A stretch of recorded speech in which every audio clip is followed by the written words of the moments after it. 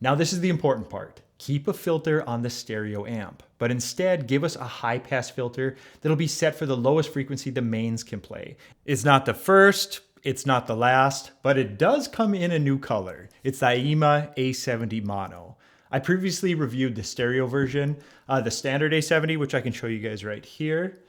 Take a look at it. It has, definitely a different size, shape as the other one.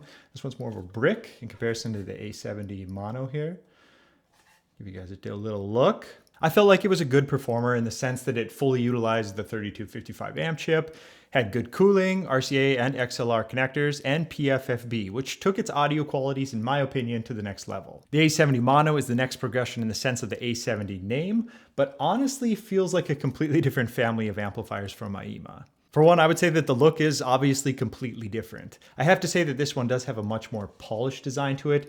The casework is nice. The size they went with is my preference over what we see in the A70, and really even the Fosi V3 Mono, which I can grab here as well. Give you guys a little look.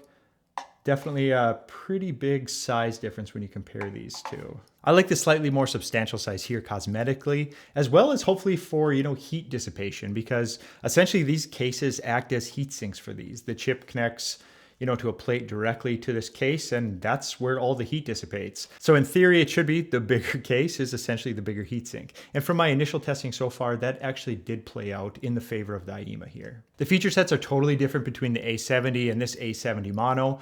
They both offer full range stereo output, but like others lately, the A70 Mono added a passive sub capability, which I honestly just am not grasping the move here. Who out there is really using a passive sub? I have no doubts we have some people out there, but is there enough to justify the amount of dedicated, function on this amp to that feature? Let me know down below if, you're using a passive sub, and if so, if this device interests you for that sort of function. To be clear, I can't think of one other use case that isn't common but certainly does happen, and that's just using one of these as a replacement amp for your sub. Occasionally they do burn out, and if you're out of warranty, you're basically SOL. This would be a really quick and budget-friendly way to get your sub up and running again. I don't know, I'm just trying to rationalize the thought a little bit, trying to keep an open mind on this feature. Getting into how this amp actually works, we have a switch on the bottom here, where you can select this into full range if you're going to be powering your speakers. If you have this selected, the volume knob will be active, which in itself can be a bit confusing for people. I know they did this for channel imbalances, but I have my doubts the majority of people shopping these are going to bust out their mics for measuring channel variances. I myself advise people to just have the volume maxed out, pretend it's not there, and control all the volume from the preamp. The toggle switches on the front are fine. We get that on, off, auto, and we get a toggle for switching between the RCA and the XLR connection. And of course that volume knob that we already discussed. But at this point, you likely notice the subwoofer frequency dial on the front, as well as a little one on the back. It's another area of confusion that I can clear up here. Assuming we're still in full range mode, the subwoofer frequency dial on the front, this one right here, it's not going to be active. In full range mode, you need to control that from the rear of the amp, and that's only going to affect anything plugged into the RCA sub out on the rear here. And it's this little dial right here. Then this is your sub out. If you want to be able to use the front sub frequency dial, you need to move the switch at the bottom over to the sub mode. So you'd have to switch that over to sub, and that is going to enable both of these in the front. And that'll give your sub frequency, but it's only going to work if you're using this for a passive sub. So it's a little bit different than maybe a lot of people had in their head for how this would actually function. My initial thoughts here would be keeping the volume is fine. It's not my preference, but it can at least be explained. I would leave the on-off auto toggles. That's fine as well, as same with the XLR and RCA toggle. Then I would personally get rid of the sub frequency knob on the front. If they wanted to operate this as a multi-function amp, full range and subs, just offer the sub frequency dial on the rear for the passive sub mode.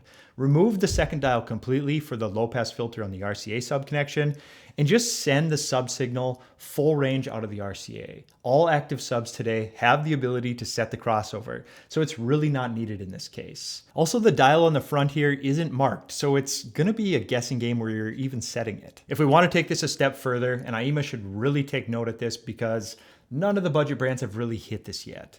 Forget about the passive subs. Forget about the sub frequency controls. Just give us a full frequency line level out for the sub, offload all the sub-frequency tuning to the sub's plate amp. Now this is the important part. Keep a filter on the stereo amp, but instead give us a high-pass filter that'll be set for the lowest frequency the mains can play and roll off all the frequencies below it. Doing this will eliminate the, in some ways, wasted power potential of these smaller amps on the frequencies that are so demanding. Let the sub handle the heavy hitting and free up some of the power for the main speakers, letting them play without having to reach into distortion levels to try to play these inefficient frequencies. If filters are new to you, the simple way to think about this is maybe you'd want to set your speaker filter for, say, 80 hertz. Everything below that is still going to play, but it's going to be heavily rolled off. At your sub, you could set it somewhere between 60 to 80 hertz, likely to get a smooth transition from your speakers to your subs. When you do this, everyone just sticks to what they do best, and you get the most out of your speakers as well as your amplifier. It's been done in the budget realm. RSL has a small amp with a high-pass filter, but it still has a slight limitation. It's simply an on-off toggle, either full range or a filter at 90 hertz if I remember right. A dial that allowed you to work through a range would really push something like this A70 mono to the next level. That's my take on where we need to go. PFFB, balance connections are great additions in 2024. And without a doubt, the designs keep improving, but I feel like whoever wants to take the lead on the budget amps, they really need to focus on fine-tuning how they use these filters. Getting back to this amp, it's a pretty simple review, honestly. This chip has been thoroughly tested at this point. We know its advantages, we know its faults, we know basically exactly how much power we can get out of it based on what power supply is feeding it. This one does not differ in that way. It's basically everything we normally expect on this front. Where this one did present as notable, and some of this was already on the original A70, but this one did have the addition of a trigger. Some of these budget amps are still missing the trigger, and it's something that I really like to see.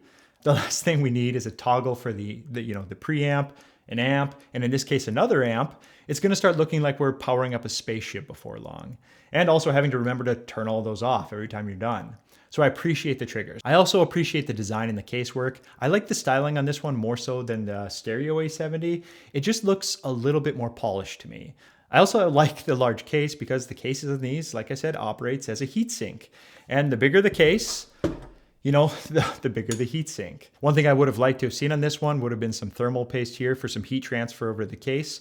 It was missing on this, but this still did respond very well to, playing for long periods of time without really ever getting that hot. This model did run cooler than my Fosi V3 mono, which comes in a much more compact case like I was showing you earlier. But keep in mind, a lot of this is gonna vary depending on everything from your pairing, the volumes you listen at, and the power supply that you have going into the unit. Sound-wise, if you already own another budget PFFB amplifier in the same price range, it's going to be hard to hear any discernible differences. That's not really a bad thing either. These little amps, while not being the be-all end-all in power, can sound really good with the proper pairing.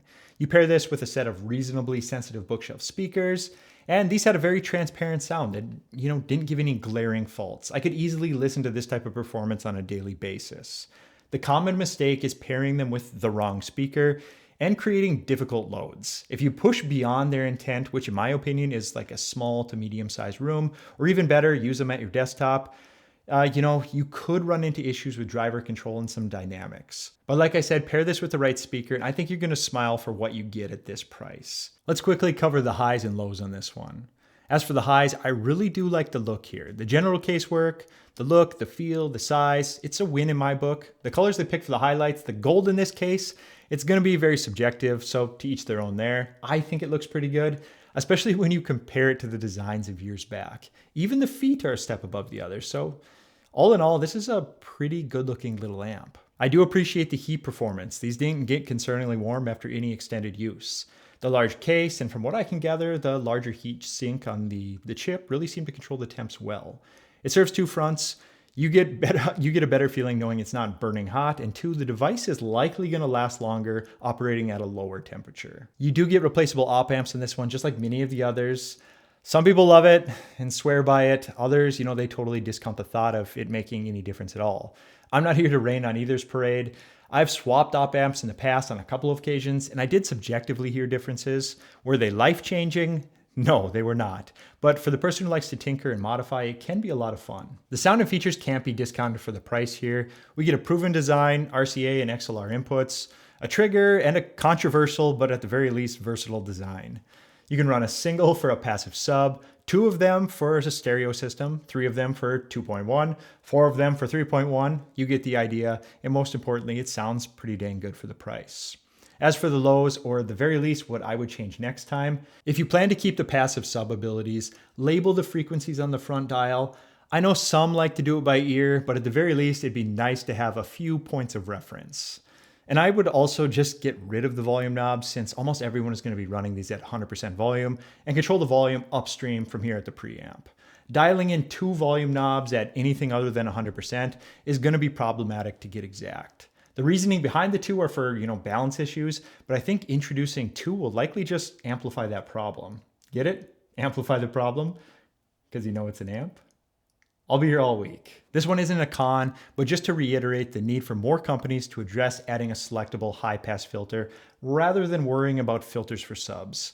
I would guess the vast majority of these are being used with smaller bookshelf speakers, so it only makes sense to provide this filter to help everyone get the most out of their speaker, as well as better utilize this amp.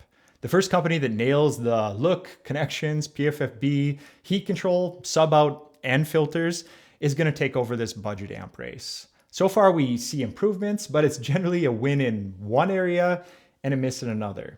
A complete package has to be coming, right? Post your wish list down below as well. Maybe they'll take a look at it. That's really it for cons. I actually do really like this amp. It is a bit overcomplicated, adding the passive sub features, things like that. And I feel like if they honed in on just a few things that they do really well, they could really take this further instead of trying to cater to everyone all at once. If you guys could, I'd always appreciate a like, comment, or even a subscription. Your interactions make these videos move, and I always like to hear from my regulars as well. Just drop in, say hi even. Take care, everyone. We'll chat soon. Later.